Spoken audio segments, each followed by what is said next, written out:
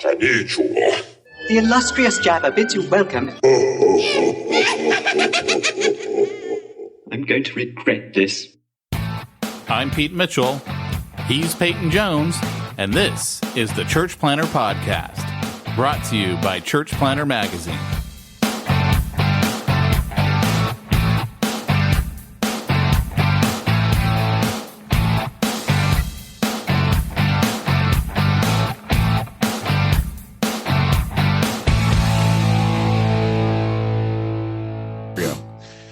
Hey, Church Planter. This is the lonely, the isolated, the only Pete Mitchell without his sidekick forever. Yeah. Our friendship is coming to an end. We did threaten. We will be back. We won't be back. We will be back anytime there's a Star Wars something.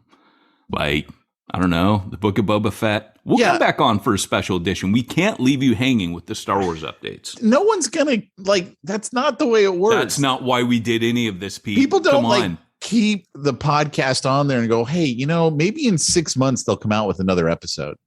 Oh, they will, Pete. They will. Like Yoda said. Oh, my gosh. So anyway, what were you telling me about your mom and your brother? And I was just saying. This is my mom's birthday, so it's kind of cool that we're ending the podcast today. I was supposed to dedicate my next book to her, and I promised her on her deathbed. And then, of course, we know I lied because I dedicated it to my wife, my number one church planting partner. But I am writing a theology book. Oh my god! That will go to my wife. I mean, dang it, I did it again. We'll go to my mom. And anyways, I was saying earlier before, Mom, wherever you are, and then I paused and said, okay, she's in heaven. Mom, I hope this podcast made you proud. So I hope she's got better things to do than listen to our podcast. She's like, son, I don't even know if you're my son up here anymore. I'm pretty much worshiping Jesus. We're not paying attention to your podcast. Most church planners aren't paying attention to your podcast. No, in all seriousness, that is not why you've probably all caught the reason that we're not doing the podcast anymore. The truth is, we don't really have a good reason. We just decided to stop doing it. Why are you saying we? Why you keep? This is not me. I want everyone to know that I was here for you guys. I was ready to keep going. I know, because you're just here for the good times. For me, I'm here for smack. I got nothing else to contribute. I don't want to be the guru. There is so much more to learn, and people don't need to learn it from me. Right. I kind of figure it's not like we stop and then, hey, we make room for the next. Hey, it's anyone can make a podcast. But what I don't want to do is continue to talk about things where, I've got to keep trying to make stuff up. I mean, after almost 9 years, I think. I don't know why you don't just start talking about the same things again. It's not like people are going back to episode 1. Well, it's funny you say that because my views on so many things have not only changed or deepened or have come to understand more. If I did an APES thing right now, it'd be totally different than that last APES series we did. I thought Steve Erickson's comment was, this is the end of a beautiful friendship. But no, I read his thing wrong on Facebook. I was like, see, he understands. Our friendship's now over. You and I will never talk. It is not. I'm coming to Pete's house Sunday, everybody. Just witness that I said it. I'm coming over to Pete's house because I love Pete more than Pete loves me. Why you have to go there? Why you have to bring up the L word? I love you, dude. I totally love you, dude. Nothing makes Pete more uncomfortable than another man saying, I love you. Every once in a while, I just bust one of those out. This week, Pete actually put on his Facebook a screenshot of a text because I totally love you, dude. Any chance I get to make Pete feel uncomfortable, it's so easy. I finally got Tyrone to stop saying, I love you, man. When he calls me, I'm like, dude, seriously. I need you to not say I love you to me. Tyrone, we have never stopped calling you. Well, I'll say that because that's on my list. That's on my list of top moments about this podcast. All right. So I have 30 written down. I figure we do 50. That means you got to make some up, Pete. I can't write all 50 of them. Why don't you tell them how the podcast started? That's it. I don't know if my question or my answer to that will be the right one, because I've been listening to a podcast where they talk about founders myths. And I remember that time you're like, dude, you're so cool. I wish all church planners were like you. And I was like, yeah, what not, baby? That's right. And I turned my head like that, and you said, if I paid for everything, would you make a cool guy church planner podcast? Because there's none out there. No, the real story is Pete and I were planting a church, and Pete basically said, hey. And when you say Pete and I, you mean you were planting a church, and I was like, hey, all right, I'll come to this church. The way I think back on that is that all of you were planting. You just didn't know it. Like I was springing the big surprise, you're a church planner, which was literally what happened in that church plant. Was I started treating everybody like a podcast, or like a church planner. I did hill sprints this morning, so You did what? I did hill sprints this morning, so my brain's like coo, and that's the excuse I use. If I didn't do hill sprints, off from working out, so. Oh, do you? I walked my kids to school. That's all I did. Well, my brain's trying to get more blood to my head, because right now it's going to my old man body. It's going to heal that pain. But yeah, so, Pete was like, hey man, is there like any kind of like magazine for church planners? And I remember my response was no, but there should be, because he had like Outreach and Christianity Today and some missionary magazines. And it just seemed like that would be cool. And you did offer to pay for everything, which was great because I had no money. And if you say so, I don't remember. Yeah, we started, but we actually raised, didn't we do a Kickstarter? Oh, yeah. No, we did a Kickstarter. Yeah. Yeah. So we did a Kickstarter before Kickstarter was cool. It was like brand new when we did it. We got the money, and then we launched the magazine, and then decided you're like, well, what if we start a podcast to like promote the magazine? And that kind of became the tail wagging the dog. I remember like you were harder then to get you to commit to anything than you are today. Yeah. And so I finally just said to you, look, I'm starting the podcast on this day. If you show up, great. If you don't, I'm doing it anyway. And then you showed up and we did it. And I remember the 4th episode, you're like, oh, I can't be there for that one. I'm like, dude, is this what I'm going to have to deal with? And so you had me do it with Chris Lingham. That early on. Well, now 9 years later, you just abandoned me completely. Well, here's the thing. I tell you what, man, it's been a fun ride. I mean, it has really been a fun ride. And I look back, and my hope is that this podcast will still kind of be like a library for planners that find us and want to go through it. It is unique. I do listen to other podcasts, and not only is it unique in that we waste your time the first 30 minutes, it is unique, I suppose, as unique as church plantology. Cha-ching! It is that unique in the sense that that the kind of church planning that we're talking about is not common out there in the church planning podcast world. So when I look at that, I think, eventually it will be. I have no doubt that eventually the stuff you and I are talking about will take over the mainstream of church planning.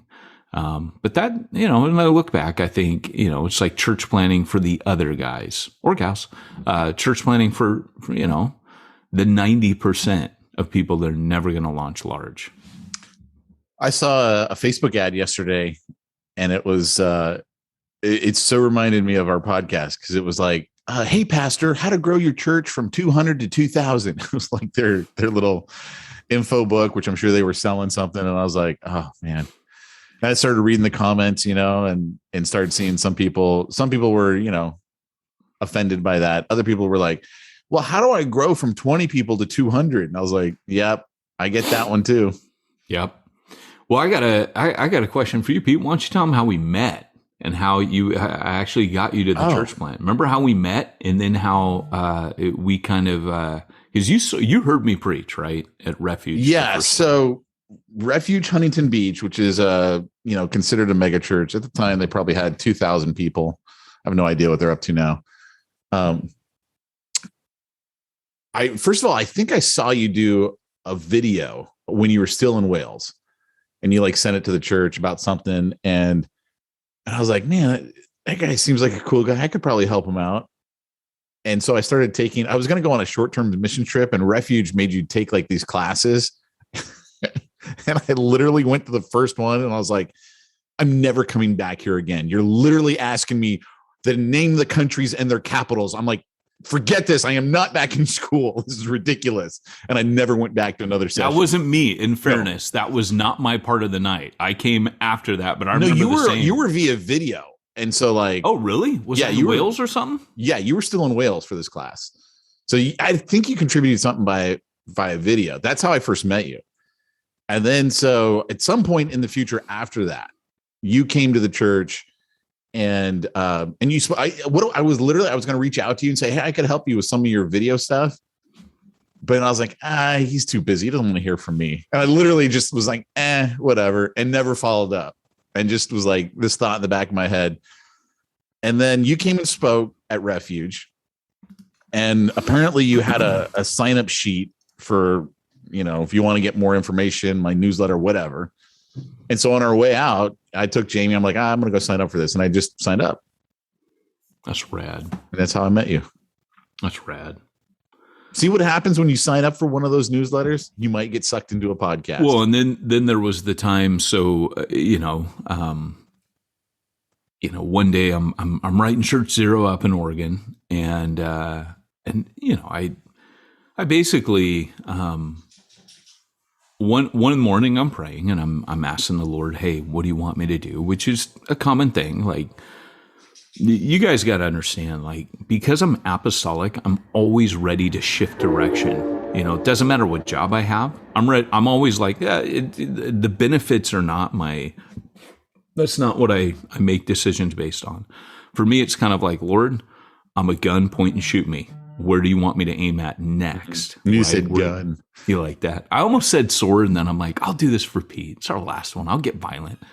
So, anyways, but I was praying that morning, and I felt God say, like with an urgency, call your list now. And I was like, oh, okay, that's weird. So I pulled out, I had 4 or 5 sheets of emails and phone numbers, and I picked one sheet. And at the very top was Pete Mitchell. And I called you and we spoke for like an hour. And I got off the phone and was like, I might have even said it to you on the phone. No, you didn't. We chatted. You didn't. I got off the phone and I was like, well, that was the one guy I was supposed to call. After that conversation, and I still hold that it could have been Satan telling you to call your list. It was just God. It was just like everything fell into place. And I'm like, okay, that guy was the guy that I was supposed to talk to. And it was just kind of cool, man. It was neat. And that started a friendship, which will continue, dang it. It's over. Everybody, I'm driving down Sunday. We're watching Dune. I'm not watching it. I'm not watching it Friday. I'm going to see James Bond Friday, which Pete told us James Bond dies last week. I did. Pete totally. That was literally like the first line out of my mouth. He dies in the end of the movie, right? Dude, we have the best. I have the best list, by the way. He gives birth to himself. He gives birth to himself. Oh, come on. Oh, man. I got so many. Okay. I don't know if I have this. Did you put that on the list? He gives birth to himself? I did. Okay. You can't go there. I got. Okay. So today's episode, as a tribute to ourselves.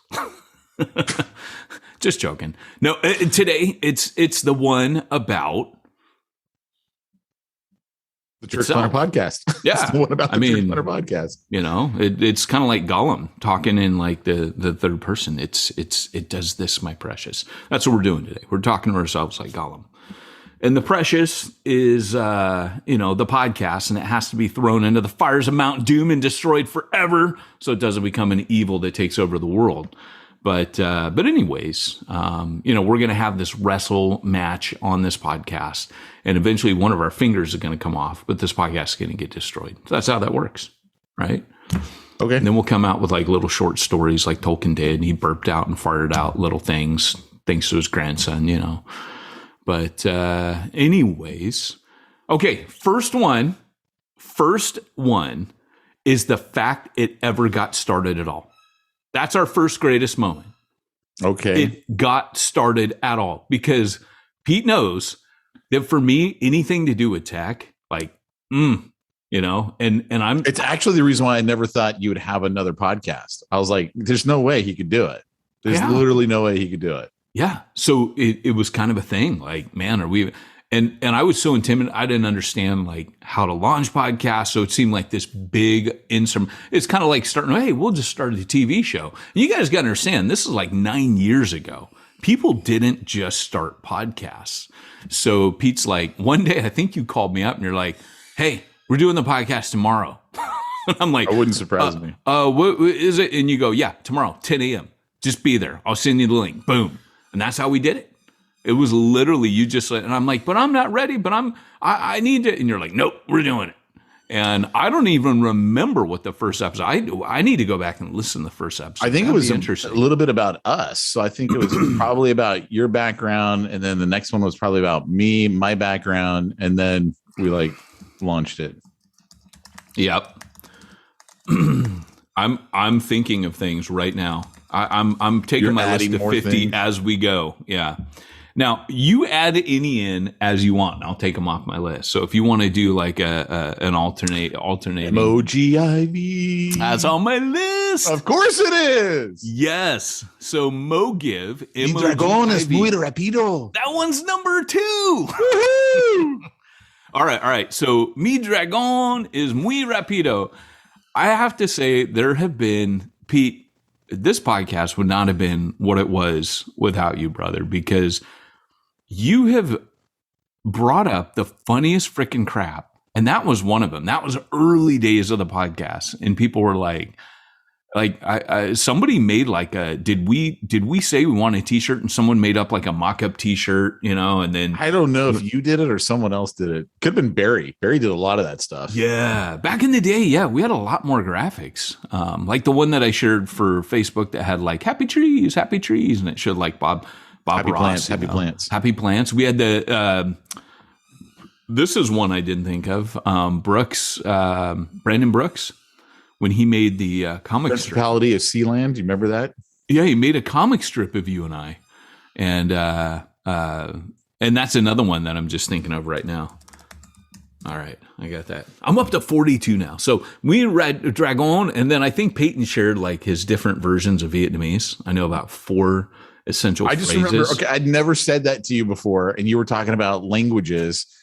And you were probably like, the force is with you in Vietnamese or whatever. I don't know. I know that in French. And I was like, hey, the only thing I know in Spanish is mi dragón es muy rápido.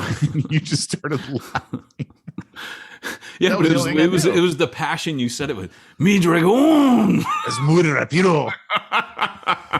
You put some as a British say, put some welly in it, love. You put some welly in it. Hector Mora was like correcting me. No, it's mi dragón es Rapido muy is how you're supposed to say it or something like that. I'm like, hey, I still didn't pass Spanish. All right. Come on. I remember when I horrified my Welsh class in Wales singing I'm Dreaming of a White Christmas. I worked hard on that thing and sang it in class. And everyone just looked at me like, that American guy's an idiot. And it didn't fit anywhere. I just busted it out. So, okay. So number 3, greatest 50 moments. Any comment Reuben Young has ever posted.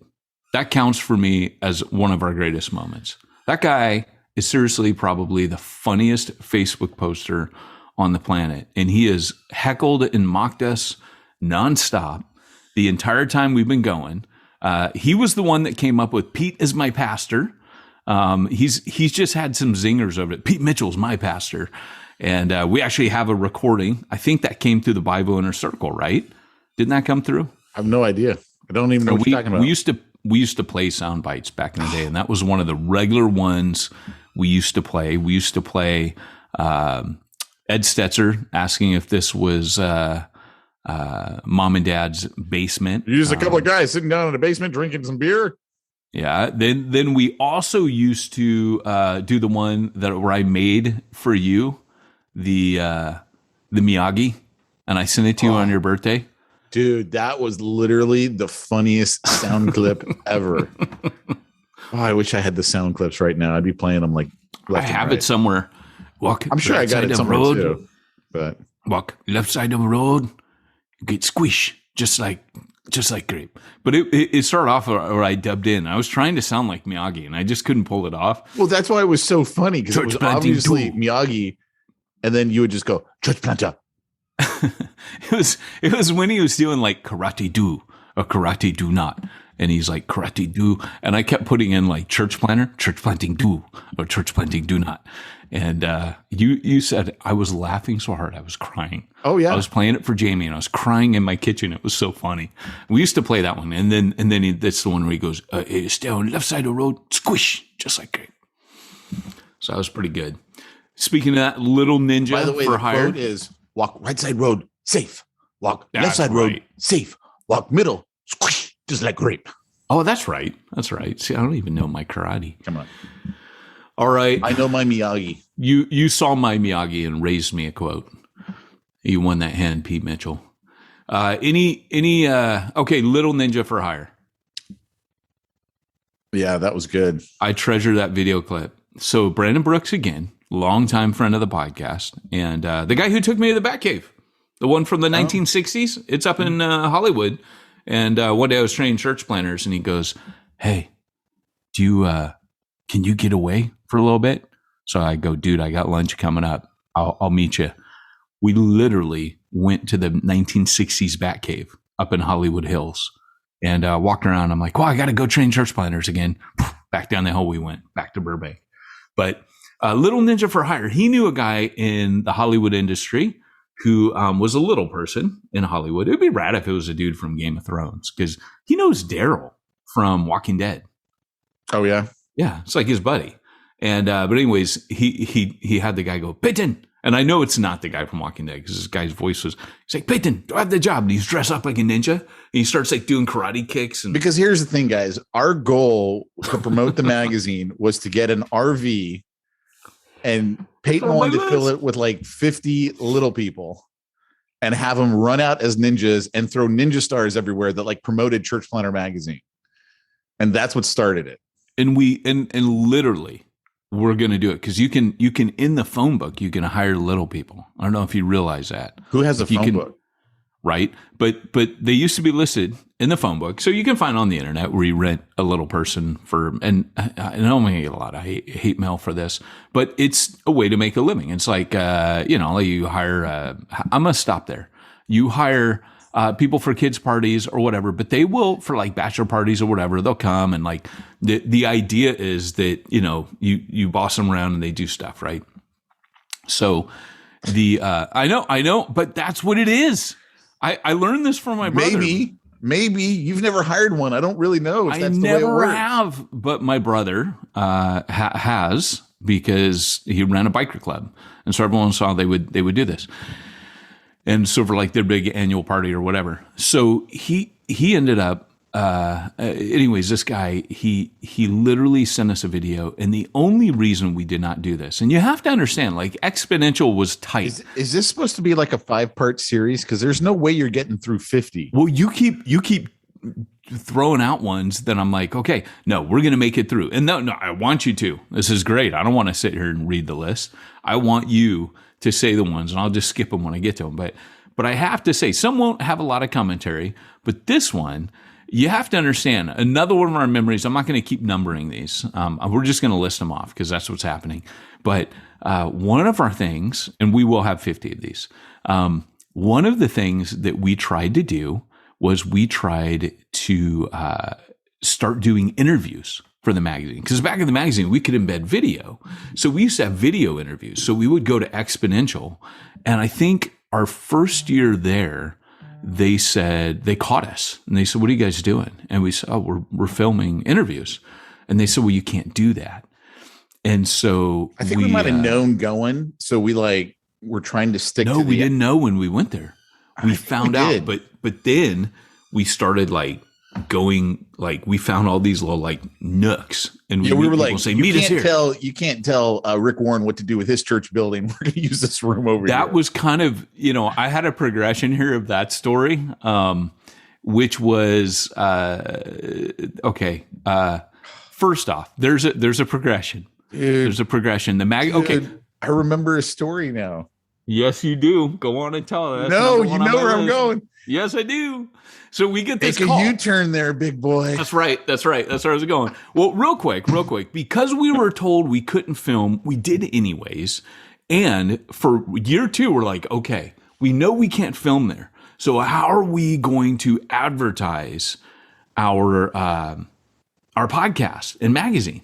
So we were going to get a Winnebago because we went through a phase. It was a Breaking Bad phase, right? Your phases are coming up, by the way.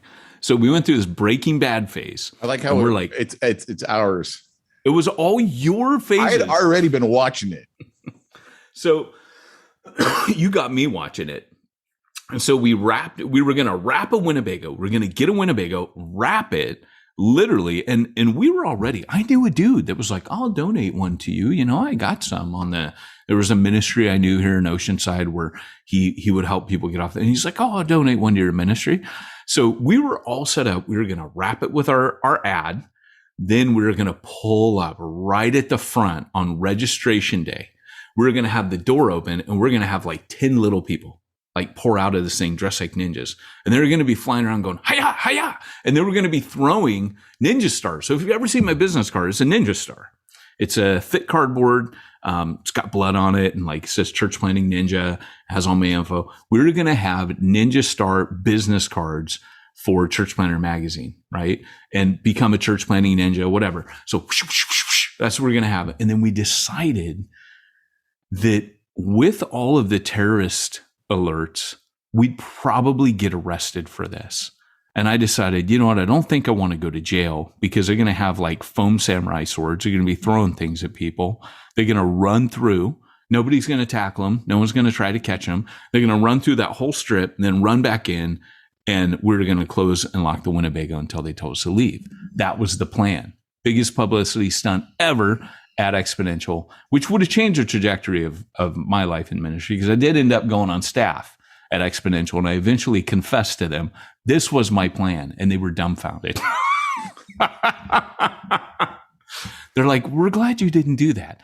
But anyways, so that was that. But skipping ahead now to Pete's adventures in Rick Warren's office. I have a whole series of things regarding Rick Warren's office, which does tie into our strategy to get into advertising Exponential, which another point on my list was the time that we offered to sell Church Planter Magazine to Exponential. How did that go, Pete?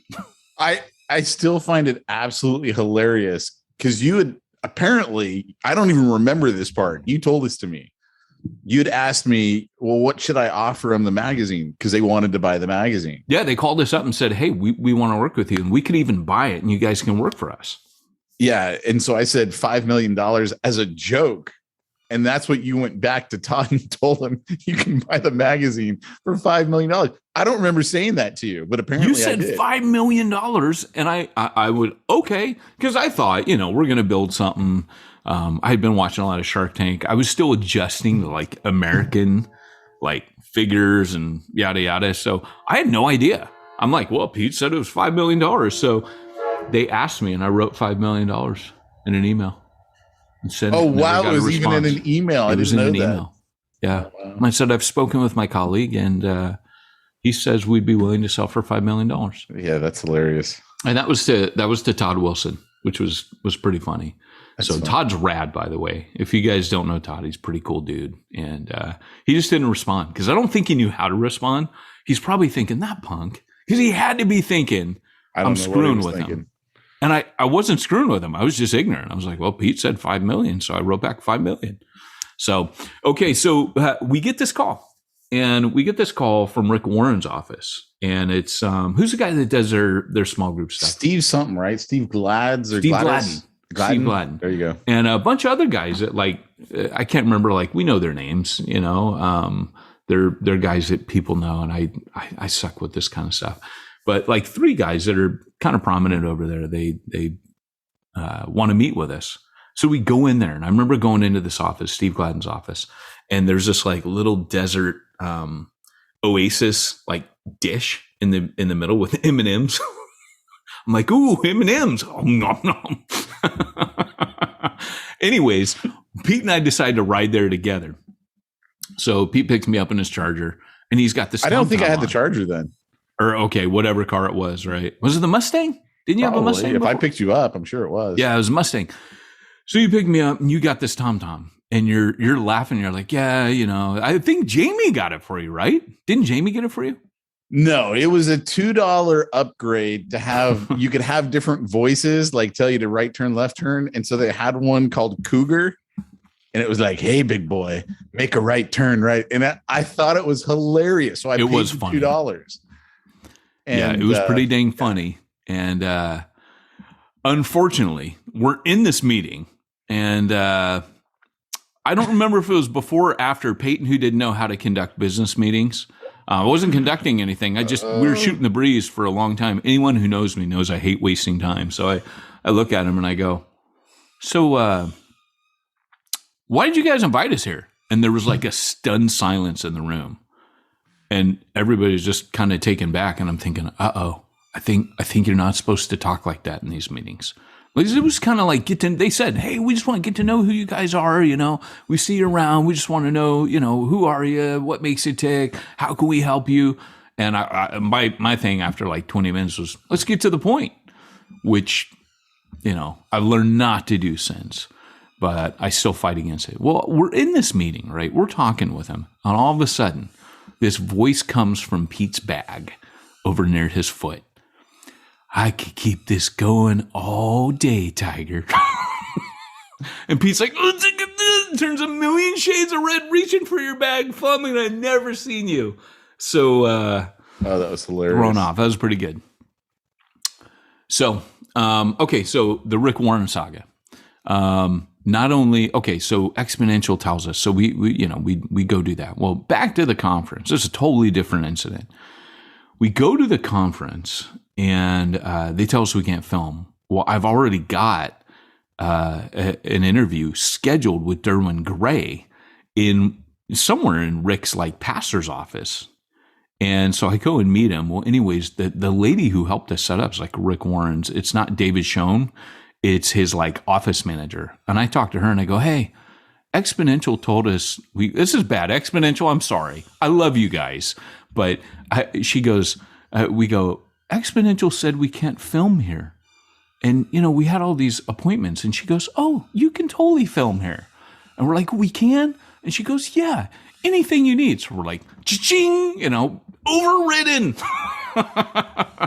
This is not Exponential's house. This is Rick Warren's house. So we cashed that one in, kept up with all of our interviews, told them that we had permission from the church to interview our guests. But we didn't really get caught after that. We were kind of we wouldn't do it blatantly. We would stick to the corners, and they'd have to leave you alone. It's not like it's their property. Yeah. But that's kind of how punk rock we were in the beginning. And then so we go to the speakers dinner, and I say, hey, Pete, come to the speakers dinner with me. And you're like, oh, I'm not a speaker. And I'm like, yeah, you are, man. Come on. You're part of all these interviews. Let's go. And so we end up going to this dinner. And we've told this story a million times, but we sit in the back because we're late.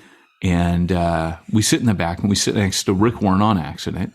And we're like, oh, crap. And he ends up just, oh no, hey, sit at this table. Talks to us for like 3.5 hours. Freaking awesome. So that was one of our greatest moments.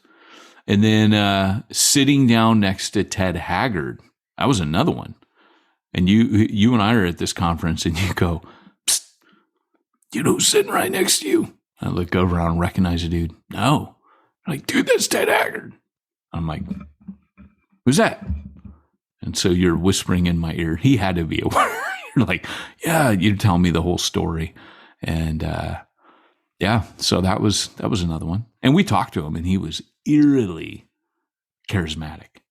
How about even when you knew it pastors conference that you had me go that's to? Not on my list. Go on, tell that one.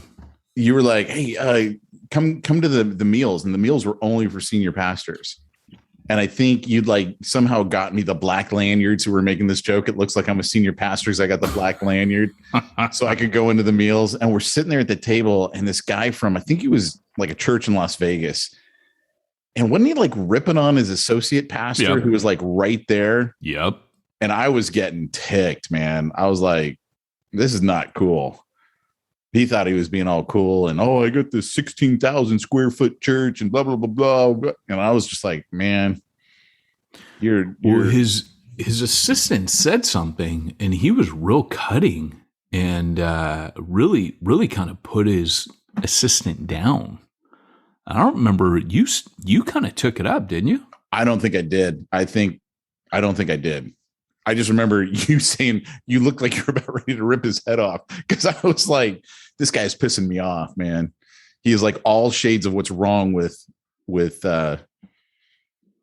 being a pastor, but I don't think he is. Like, I don't know. I don't want to say he's a bad guy. It could have just been a moment and he was like a series of things were coming out that like, I don't know the guy, right? I couldn't even tell you what his name is or where his church is. I just have a general idea. I thought it was in Las Vegas, but I was like, his ego was just, this one lady, I remember him telling the story. This one lady was like, I didn't even know there was a church there. And he's like, well, it's 16,000 square foot. And I've been there for like 15 years. And I'm like, dude, that means you suck. It's not her problem that she didn't know your church was there. Yeah.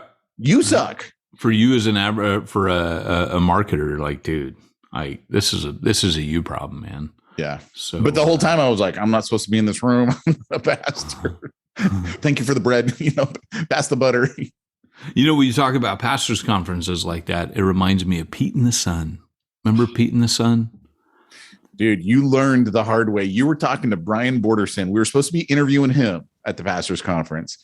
I set up the camera and you were like in this intimate little chat with him. And I'm like, dude, you're making me stand in the sun while you're in the desert. A fun little chat.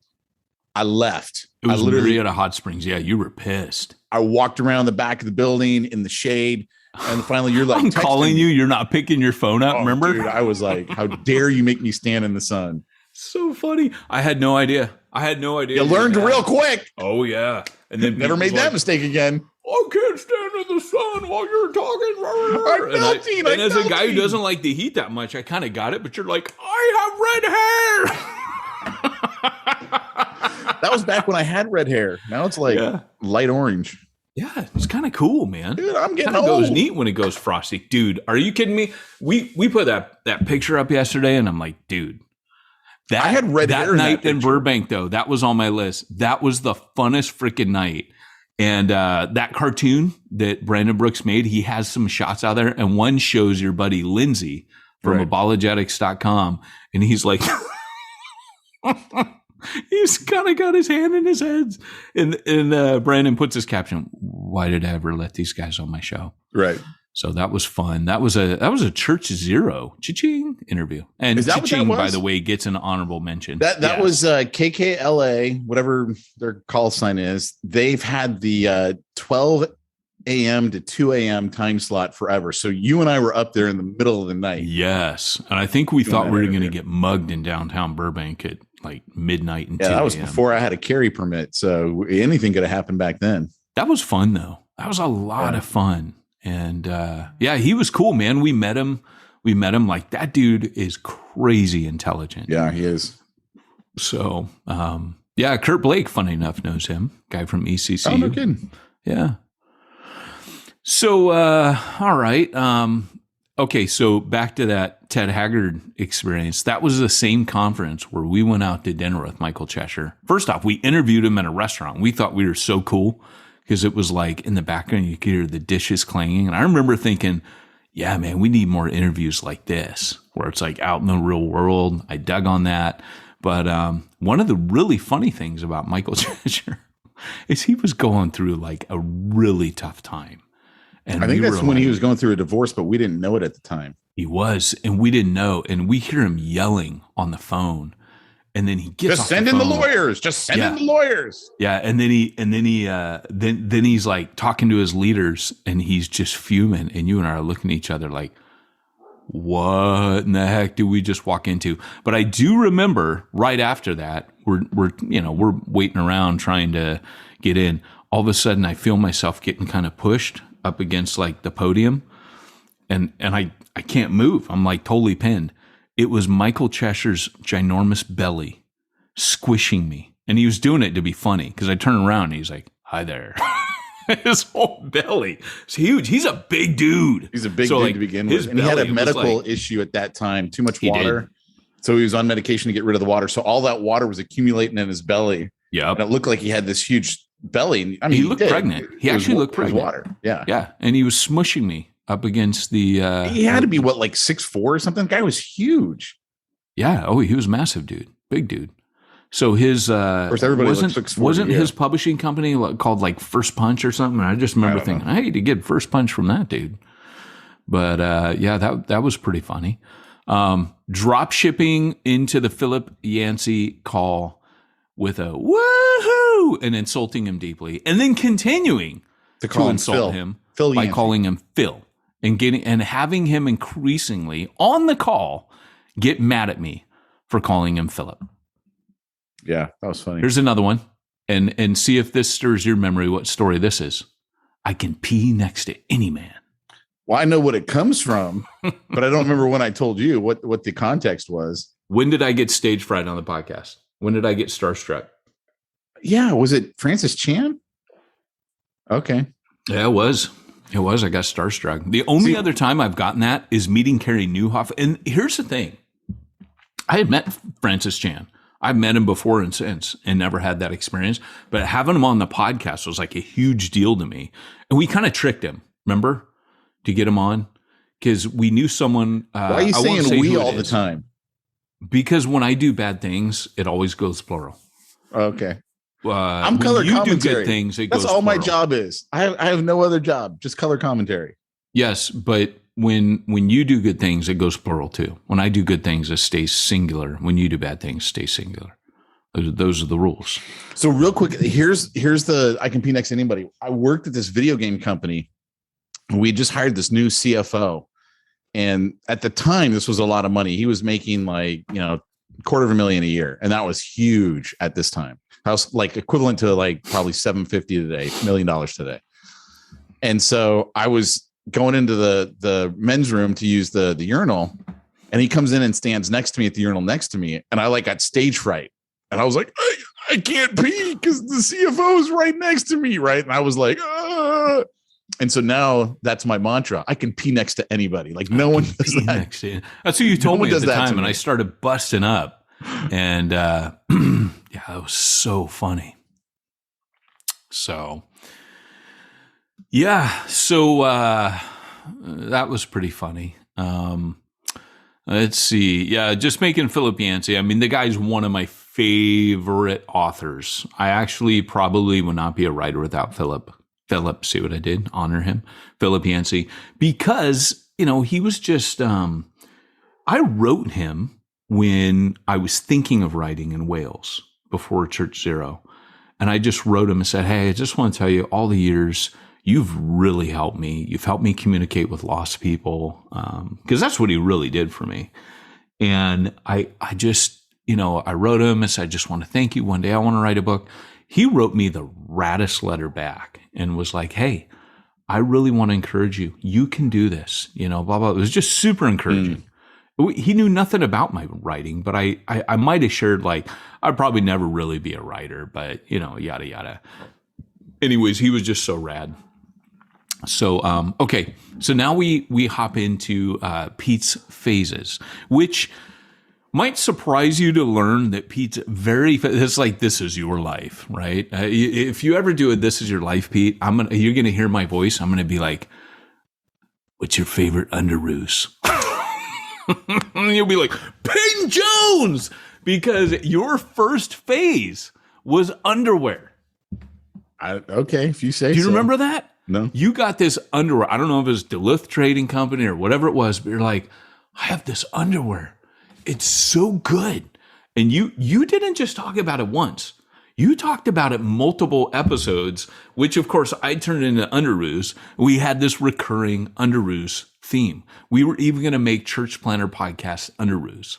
See, this is what would have happened. This is why God doesn't give us money, because if we had money, we would have been totally irresponsible with it and thought we were doing something good for the kingdom. I'm pretty sure of that. And God's like, no, your ideas are stupid, so I'm not going to fund that. So it's like Shark Tank. God told us no. And but you had an underwear phase. Then Pete Mitchell You went from that to a charger phase. And you talked about that charger for months and months. I remember you saying to me, well, what's the gas mileage on it? And I'm like, who cares? You actually almost bought me one. I didn't almost buy you one. You think you said, hey, I'm the kind of guy. Color commentary. That's all I provide. Respect you enough to, but at one time you were actually telling me, you're like, I've been thinking about it. Actually, I'm thinking about it. I guarantee you weren't. I was. You're just stringing me along. Was that like that $5 million? I guarantee you, I was not thinking I'm going to get you. Okay. Then Pete went through a good phase. There was one per every 4 of his bad phases. Pete went through a Bivo phase. And that was kind of like a phase. You kind of got obsessed and consumed with Bivo, but it was cool. You know what I mean? Like you would talk about Bivo, and that's what you ate. So you have this personality thing going on. And then Pete's gun phase. These are all separate items, by the way. Then there was Pete's gun phase where he talked about guns. Now, keep in mind, we're a church planning podcast and we have smack talk every week. And Pete's talking about guns. I remember Justin, the pastor of the church I go to now, he would listen to our podcast when he's like taking his kids to school and stuff. And one of his daughters goes, not about guns again. Oh, that's so rad. And I would tell people, I'd be like, guys, because by this time, this is like phase number 4. Adam Richardson goes, still in the gun phase. That's true. I am still. He's actually still in all these phases except for the underwear phase. I think he found his true north with an underwear, and it's just normal to him now. I went commando, and that was it on the underwear. There was phase. Wonder and fascination at a certain point that I just can't believe how good my underwear feels. This was like a thing. And it breathes, like you would talk about it. And I'm like, Pete, of course. We would text each other pictures of the underwear we got at Christmas. That's right. And my wife's like, I don't know how I feel about you guys texting each other pictures of your underwear. And, but anyways, then it was, okay, one of my favorite moments on this podcast happened in the last couple months where Pete had the realization that he has phases. It was like you were totally unaware of these things. And then I listed them out like I'm doing right now. And you're like, oh, you're like, you're right. Well, because right now we're in the, but that's what I mentioned. We're in the move out of California phase. We're in the moving phase. So Pete's talking about moving. That's like going to be his new phase from now on. So until it's the next phase moment. But Pete, that's what I dig about you, man. So, okay.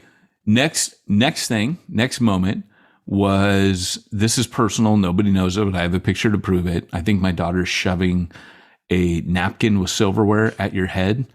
There was a night. Where were we at? We were Exponential in Orlando. Okay, that was Orlando. All right. Yeah. And back when you're like, oh, I'll go. We'll promote the magazine. And we used to always work out trade for tables. There's like 25. I don't remember what I promised them I'd do, but somehow we worked out like trade with Exponential back in when we couldn't afford the table, because you could have, and you're just like, oh, I'm just not paying that. And I'm like, come on, dude, it'll be good. So I would sell my soul to them and get a table. But there was one night we went out to dinner, and Liberty, she has never done this to anybody before or since. She was tormenting you. It was like that movie, The Toy, with Richard Pryor, where she thought you were her toy. And you were just taking it in stride, man. And I had no idea. I don't think you had kids yet. No, I didn't have kids then. So it was like, it was a true test of friendship. And I got this great shot of her, like, just with this grin, just, and she's poking something at you. And you just have this look like, somebody kill me now. And that was great. But I made up for it the next day, because Pete's dream was to go to the Holy Land experience. Oh, you said we cannot mention this on the podcast. Like you were, and you're like, you can't put this picture on social media. And it's you and me in front of the Holy Land Experience sign. And we're both like pointing at it. Oh, it's the Holy Land Experience. You know what's funny is I actually saw Michael Frost and Alan Hirsch post a picture of the exact same thing recently.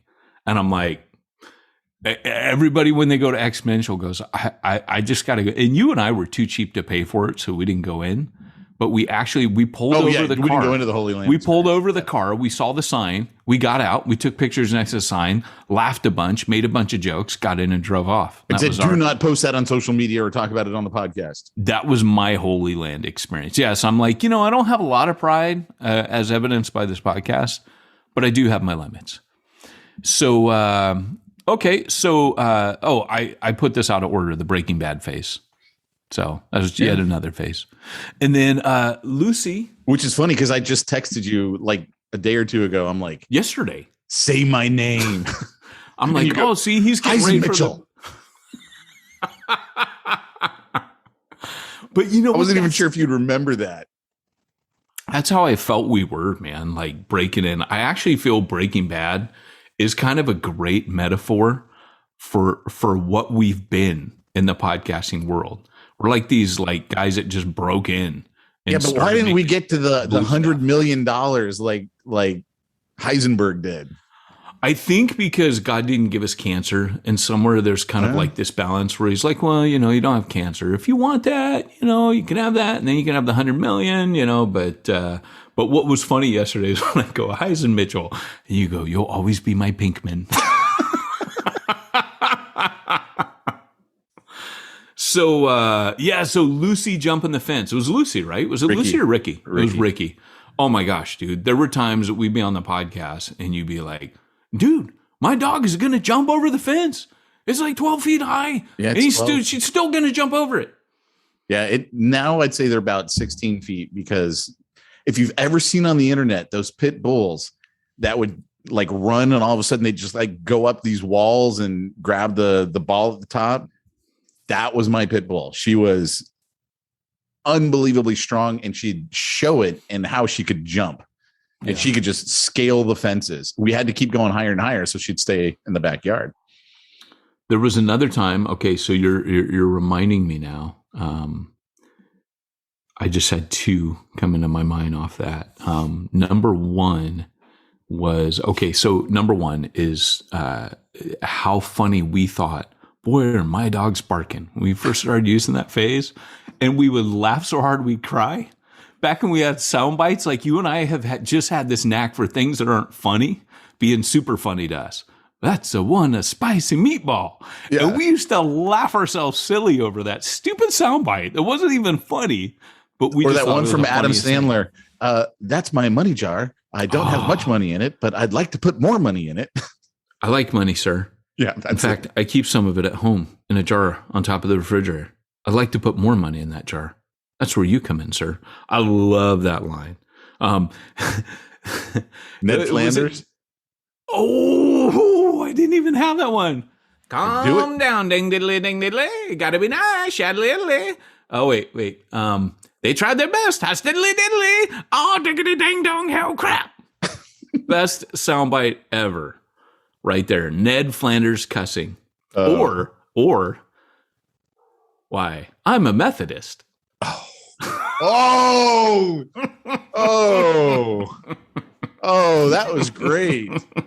Oh man, who did we show that to? Wasn't it like Vanderstelt or something like that? Because David Achata was Seventh-day Adventist or something. We're like, you got to see this. And we showed him the clip, and he lost it. It was amazing to me how non-professional we were with all of our guests. Yeah. Except for Francis. We played it cool with Francis. And he never came back on our show again. So I don't think we ever asked him back. No, I asked him back. And what did he say? No. It was his assistant. His assistant must have said no to me 10 different times in 10 different ways. So nice. Let's see. We could have done so much for his career if he would have just trusted us. Yes. So on a non-funny side, one of our greatest moments, I think, was having Don Overstreet on those couple times with the son. I mean, if we started talking about guests of notable mention, Don was just such a legend and the real deal. Like that dude was not a talker. He was a doer. He trained. I just quoted him yesterday to somebody. Making a point, and that dude was just amazing. I remember one of his stories of I don't remember what country he's in, Jamaica. I don't remember exactly where it was, but he spent the night in prison with the dude who was on death row and dying the next day. And they just sang and prayed and the whole night. I'm like, that's crazy. I think so. I feel bad for not remembering this, but he was a missionary to St. Lucia, and he was kind of like a mentor figure to me.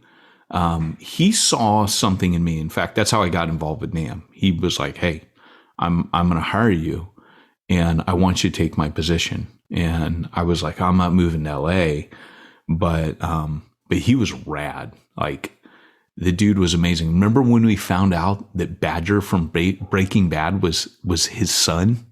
That he had raised that guy. Yeah. And we're like, oh! So like at Don Overstreet's funeral, that guy played a song. Oh, did he really? Badger from Breaking Bad. Yeah, I got to chat with him.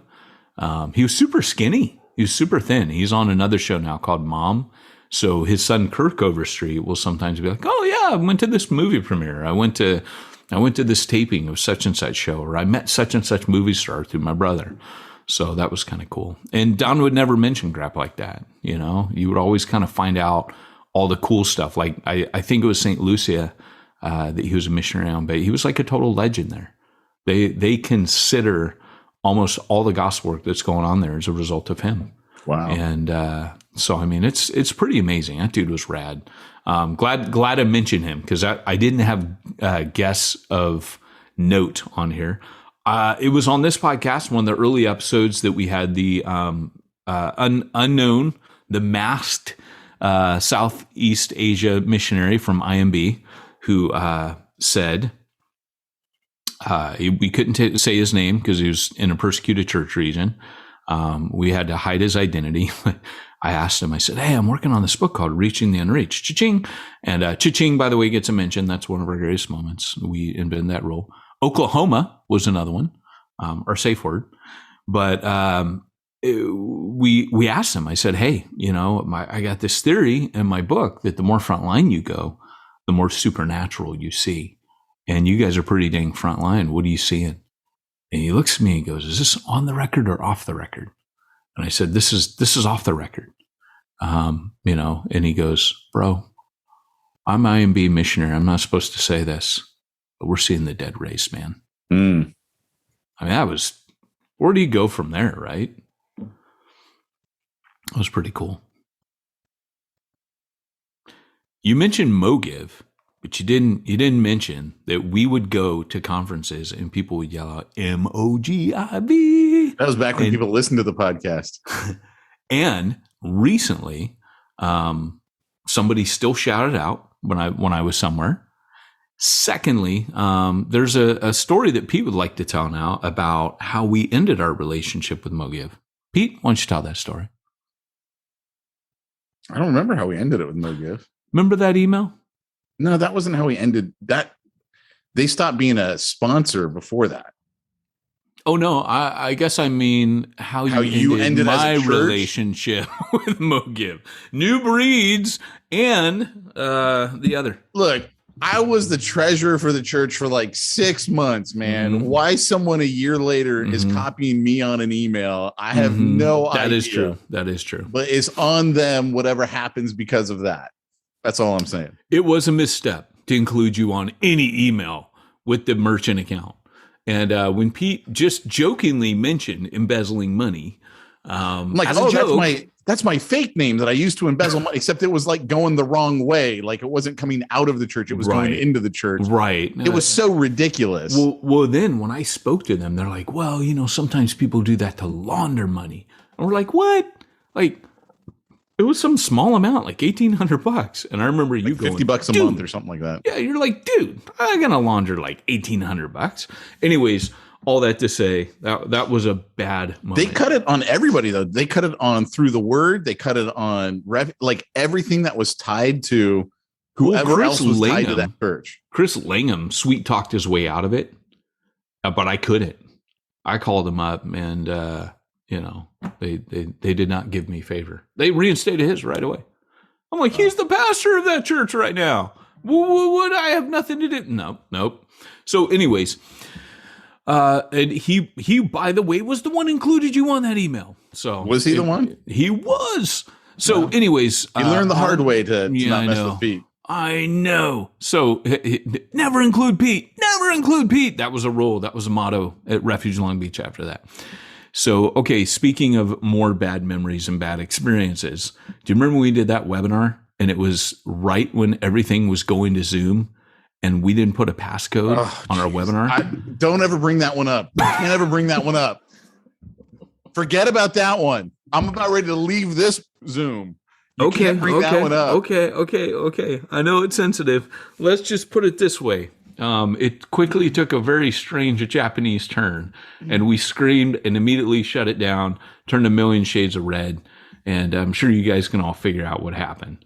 And what was that podcast and what was that webinar about? I think we're just doing Zoom, but it was probably like a special episode because we wanted to. It was a special episode. We wanted to include people from the community to let them on. And it was a rad idea. I remember us going, hey, what if you wanted to do this? it that way? Yeah. You wanted to include. I don't remember what episode it was. We learned. Boy, did we learn. Okay, so something from today that you posted, sending Ruben Young the $2,500. Well, it wasn't. That was part of the joke in the picture. I didn't send him $2,500. I'd sent him like he was in the Bivo program, and so I sent him a whole bunch of CDs and DVDs and material, and it got returned to me. So like it was this big old box, right? So I don't know what it cost to mail, but it was not cheap, and it got returned to me because he had already moved, and I didn't know he'd moved, and so I made the joke. Oh, I included $2,500 with this. And it never got cashed. Now I got to give this money to some other church plant out there. And so he knew it was a joke. That's why he was like, oh, well, it just wasn't meant to be. And like, I can't remember the church planter's name out in Florida. There's a church that Travis was at. We interviewed the guy. He was like, hey, I can give you, I think it was like Redemption Church. I can't remember what it was. But he was like, hey, I can give you our address, send us the money. And like all these pastors are like, hey, send me the money. Paul Percy wanted it. It was funny. It was funny, but there was no money. That was just part of the joke. Like it was pretty dang funny. Yeah. So, all right. Let's see. Blade Runner. Oh gosh, that was awful. Pretty fun. Okay, so here's one people don't know, but Pete and I used to do Google Hangouts when we first started up. And one day we're sitting there and Pete's like, what's this? And all of a sudden this hat goes boop over his head. And it's like a cat in the hat type thing. And he's like, I'm like, how'd you do that? And all of a sudden, boop, these glasses appear. Boop, this pipe appears out of his mouth. Boop, all the, little star doilies, springs on his head. And I'm like, show me. So he shows me. I don't know how many times we did. It was back when we were doing hardcore and we were interviewing people. They would turn up and I'd be chilling there with like these Dr. Seuss hats, pipes hanging out of our mouth, bandito scarves over our face. And so again, that goes back to how non-professional we were with our guests. I see. Okay. You brought up something when you mentioned hardcore church planting. So we did that podcast, which was basically a church planter podcast without smack talk. So it was a half-hour show, and we would always interview guests. And you'd like the day before go, oh, we're interviewing whoever it is. Like I'm supposed to know who this person is. And you've read their book. And so literally I would start the call, hey, Pete, welcome to Hardcore Church, whatever. And then you would start interviewing them, would never let me talk. Not only that, but I didn't even know what to ask these people because I had no idea what their books were about or anything. And then at the end, I would ask them the fight question. And I still remember Ruben this one time goes, I totally didn't even remember you were on the podcast until you asked the fight question. And I'm like, I got to get off this podcast. And that's when I stopped doing that podcast. Yeah, at a certain point. So we broke it into two, remember? And then I kept it going for a while. That podcast, I get a lot of feedback from that podcast still. People are like, I love that podcast. Where it's just an interview of other people. So for those of you that don't know, the podcast that I'll be doing in church plantology is going to be exploring the church planting principles in plantology. There are 10 of them. And then what we'll do, it'll be a highly produced podcast, unlike this one, which, because I'm not doing that work. But it'll literally be highly produced, but it'll be people from all over the globe, parts of Southeast Asia, South America, particularly the developing world, parts of Europe too. Not as much of an American flavor, but what it'll be doing is it'll be incorporating that global aspect of church planning that church plantology says. Is it in the scripture? Does it work here? And has it been seen in church history? Has God done this before to expand his kingdom? So, and part of that is, I just don't want to be the guru, right? I want to hear other people telling their stories. And so there is a somewhat of a return to that, which Pete and I talked about. And I think it'd be hard for us to get on here and not do smack talk. So that's going to be. So okay, I'm already kicked out. Gotcha. That's all I needed to hear. Okay. You mentioned it already, but he gave birth to himself. Pete's notorious spoiler ending. In my defense, that was on Facebook, and I intentionally put spoiler alert.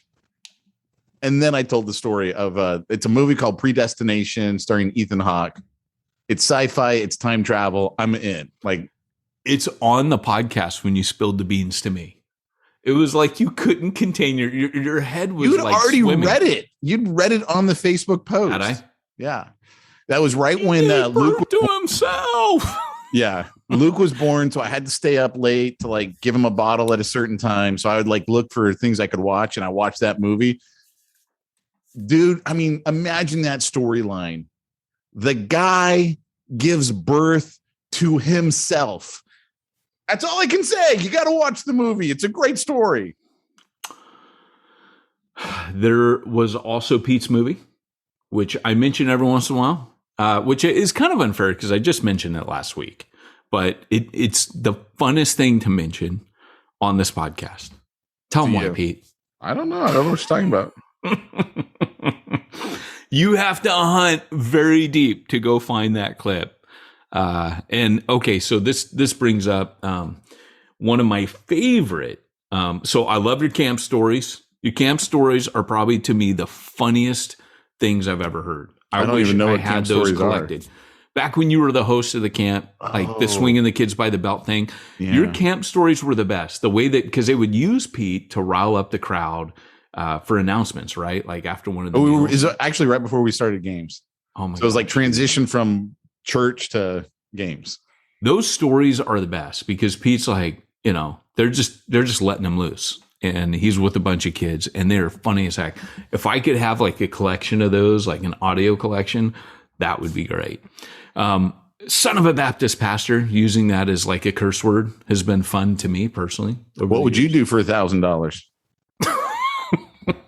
That's on my list next. The tattoo incident. That's how I wrote it down. The tattoo incident. I don't understand. That's where that came from, right? Wasn't that because, no, it came from joining the Southern Baptist. What would you do for $1,000? Oh, yeah, that's right. Well, okay. So it was really funny because the joke I made back when you did Ruben's, his $2,500 prank, I wrote, wow, normally you have to pretend to stop drinking beer for that kind of money. Which everybody knows in the church planning world. I really did stop drinking the beer, but only when I realized. I remember talking to my boss, and he was going to Iceland, and I just mentioned to him, like, I've been on staff for like months. I was still drinking beer. I just thought you weren't supposed to do it publicly. And I mentioned to him, I go, oh, so we can go to Iceland and you try all the brews there? And he looks at me like I have devil horns, and he goes, and he knew I wasn't from the Southern Baptist. He knew I was new. He actually hired me. He looks at me and goes, you do know, right, that like, we're not allowed to drink at all. And I'm like, no. And he goes, he was cool about it because other guys might have fired me, but he was super cool. He's like, no, Peyton, I can't stress this enough. You'll get fired. And I'm like, well, they didn't make me sign anything. And he goes, they didn't? And I said, no. No, I didn't sign anything. He said, They probably did. You just didn't read it. No, they actually, back when they hired me on or when they funded the church, I never signed the infamous document. They never gave me that. So I never signed it. But when I came on staff at NAM, there probably was some code of conduct. And I misunderstood, like, oh, you just don't drink it publicly. And that goes back to a conversation I had with someone who will remain nameless. Because I told him when I joined, I was like, hey, well, I'm kind of charismatic and I drink beer. And they're like, oh, yeah, just don't be stupid. And but that, so I wasn't being stupid. But it turns out when I was talking to the guy, I was being honest and transparent. Like I didn't think I was doing anything wrong. But that was kind of a joke. I did then stop drinking beer.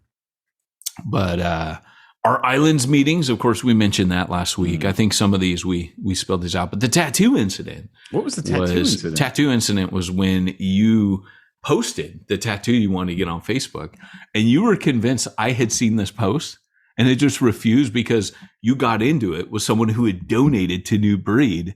And you're like, oh, he's staying out of it because I got the two that inspired you to get your tattoo. So that's why we said, what would you do for $1,000? And I'm like, I hadn't even seen that post. I hadn't even seen the conversation. I thought you were being unusually quiet because all these pastors like Adam Richardson, who's been on our Facebook stream today, he was jumping in on it, because he's got all these tats and he's in the middle of Mormon country and he uses it to like, I'm a pastor and you got tattoos and, gosh, they're all gospel related. Paul Percy's got all kinds of tattoos that are all gospel related. And then you silent. And I'm like, how is he not jumping in on this? And I'm like, oh, it's because I know the guy has given to New Breed and he doesn't want to offend the guy. So good. Yeah. So good. Well, there is Bill Bickmeyer, who has said some of the funniest stuff ever. Actually mentioned yesterday, he said, you shouldn't speak about your episode with Phil Yancey. Sorry, Bill. And then he said the transsexual changing in the main bathroom, which was a rad story, which did happen. You can actually hear about that we actually had an episode called that. We had one on exorcism, which was interesting. I think we did one or two on exorcisms. Yeah. Yeah. And then, but the transsexual in the bathroom, I actually made a church planning minute about that. That's pretty epic. If you haven't seen it, it's like a minute and a half long. But some people from the LGBT community wrote comments on that and were pretty touched by it, actually. That was really interesting to me. I don't know if the comments are disabled. I do know there's like an adult warning, so I can't even watch it anymore because I have all these weird filters on my computer, so I can't watch my own video. But the last one that I had for today, which is my probably favorite, where'd it go? I haven't said it because, my favorite memory was when we had the book competition giveaway. Okay. And the guy won the pastor's library. I don't remember if it was Travis Lynn. Was it $25, $50? I don't remember. It was a 30, ton of books. I think it was like $30. Yeah, it was a ton of books. And we decided for that episode of the podcast, we were so proud of ourselves because we had done, wasn't that where we were doing like 10-minute episodes every day and we were building up to it? I don't think so. I don't think we did on that. So we did this giveaway and it was like 30 books and they were like church planning books out of my library because I used to get sent like tons of books and I had duplicates. And so we put together this package. In fact, we even wrote to some of the publishers and said, hey, can you send us? And we had books like, if it was church planting related, it was in there. They were just really good books. We had handcrafted this thing and Travis Lynn won. And we decided we would call him live on the podcast and make it a deal where we call him and we want to hear him cry, like Publishers Clearinghouse, knock on his door. And it was the funniest freaking thing because you and me screwing around a bunch. Oh, he's not answering. Let's call his wife. So we tried to get a hold of whoever we could. We finally get his number. I don't remember. I think we called his church, right? I don't remember. We could literally listen to that episode because it was in real time. It was in real time and we got him and he's out deer hunting in the middle of the woods, and we completely blow his deer hunt. He's like, I tell my associate pastors, don't you dare call me when I'm hunting. Oh, wait, I got 30 bucks. He's like, what? Yeah, he was happy. And he's like, and he was so cool about it. He's like, well, you guys kind of blew my deer hunt, but I'm really happy I won. So, because back then, I mean, that was kind of a treasure trove, you know? Yep. So, but yeah, those have been our memories, man. It's been some good times. You know, let me ask you, with all these changes going on in your life, that's one. We're topping 50, but that's one for sure. How are you going to be able to take care of all your bookkeeping and payroll needs and IRS compliancy for your nonprofits, your churches, everything else you do, Peyton?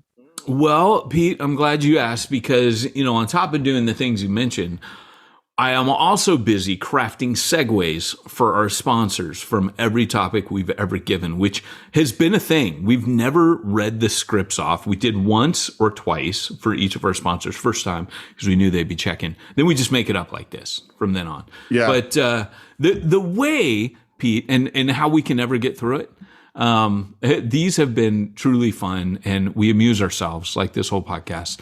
But yeah, Pete, you know, I go to simplifiedchurch.com with Josh Henry because, you know, Josh was once a church planner and he understands how church planners think and feel, Pete. And one day he held aloft his magic financial sword and said, I have the power to help you as a church planner. And only 3 others share the secret: Sorceress, Pete Mitchell, and Peyton Jones. And together we defend your church plant's finances from the evil forces of Skeletor. Simplified Church, man. So, yeah. What about your other one? SimplifiedChurch.com. The other one is Sermon Boss, which I'm a little torn about because they were going to upload all my sermons on there as part of the trade. They recently wrote. And you never got it to them? Yeah, well, no. I was just ready to get it to them now. All of them had to be retitled, so we're just getting through that now. And they actually, they said, oh, we're not going to be able to do it. But I do have a full-time employee now, so that is good. So, yeah, I mean, you know, but sermonboss.com, it's a really good service. So check them out. Hey, so, anyways, Pete, no, they honor it. They say, hey, we'll give you like 3 years where you don't got to pay now. So Pete Mitchell gets nothing out of that deal. No. So Pete, going from here, like, honestly, I do seriously mean when the Star Wars movie comes out or Book of Boba Fett, or there's something to talk about with Star Wars, we will be back. At least I will, maybe. I don't know if I can without Pete. But Pete, would you come back to do a special Star Wars episode? I don't know. Because that was kind of a thing. We'll have to see if the public wants me back. Do I feel the love? Ooh, put it back on them. You know they do, Pete. You know they want you. I don't know they do. So, Pete, where can they find you going forward? Well, right now I got 2 podcasts going on. One is called the Thriving Christian Business Podcast, which I do with Dave Negri out in Florida. And the other one is called From Concealment Podcast. It started out as a gun lovers podcast, and it's more of a Down with the Man podcast. And I do that with Dan Sams, church planner out in Ohio, runs a house church network. And I am probably going to start up the Bivo stuff again for pastors here in the next couple of weeks. And so I might come back on the Church Planner podcast and convert it into Bivo. So who knows? We'll see. That'd be cool, dude. That'd be really cool. And then you can have me on as a guest. That's true. That'd be kind of cool. So, so I think that'd be rad. So check that out. The Dan Sams one, they're actually a really good team, church planners. I mean, Dan is a church planner, right? He's a house church guy. So he's very, but he's very well spoken. He's got some theology stuff as well. I want to chat with him about that in the future. But I'll be on the Church Plantology podcast, which will launch in the new year. The other podcast I'm doing that's folding down is with Barry Waters and Andrea Jones, and that is actually having its final episode. I will be starting up in its place the Team Leadership podcast. So that will be about all things team leadership. It will help you whether you're transitioning from a Moses only model to a team leadership. And we'll talk about probably every issue under the sun. That one will start sooner, probably within the next month. About the time Pete gets his Bible stuff going, I'll probably have that up and going. So you can still find me on those 2 podcasts going forward. So in the meantime, keep an eye out for New Breed. If you have not signed up to my newsletter, you can do that at ministryninja.com, which, by the way, is going to shut down as well. And I'll talk more about that. If you sign up to my newsletter, you can hear all about that. But I am going to be running forward in future with New Breed. That will change over to newbreedtraining.com. And almost everything I do is going to be centered out of there going forward. So anyways, that's been it. Guys, I want to thank you really for the 9-year run. Pete and I would have just been 2 guys in mom's basement, like Ed Stetzer said, if it weren't for you showing up here. Those of you that have written in the last week or 2 just to kind of say, hey, this has been like a companion. I felt like I had a friend in the world. That has kind of been our goal. Our goal is to give you some instruction, but also to let you know you're not alone. And I think one of our key things has been to let you know that you can be a knucklehead and still have God use you. In fact, that's why God chose the 12. They were knuckleheads, and God completely used them to turn the world upside down. If that's something that we've left you with over the last 9 years, that, hey, stupid, it's not you, it's the Holy Spirit, then we've done our job. And Pete and I have had fun. You've watched us build a friendship in real time. We will be building a friendship. I have to drive and see Pete now, which I'm doing this Sunday. Don't doubt it. I don't believe it. And, so guys, just for me, I want to thank you. Pete's an ingrate, so he won't thank you. No, I'm teasing. Any final words, Pete? You got to do our final sign off. I will. Do you want to say anything to our audience? I love you, dudes.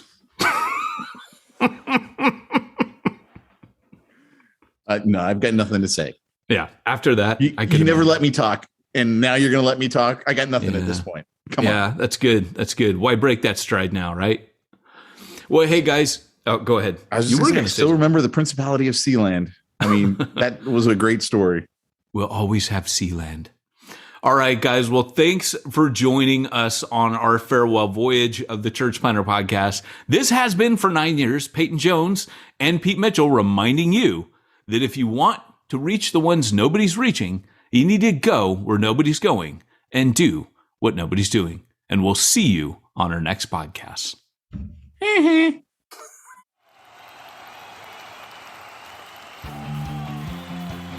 Thanks for joining us for another weekly episode of the Church Planter Podcast with Pete Mitchell and Peyton Jones. We'd love to hear your comments on this episode of the Church Planter Podcast. Visit us online and let us know what you thought at churchplanterpodcast.com.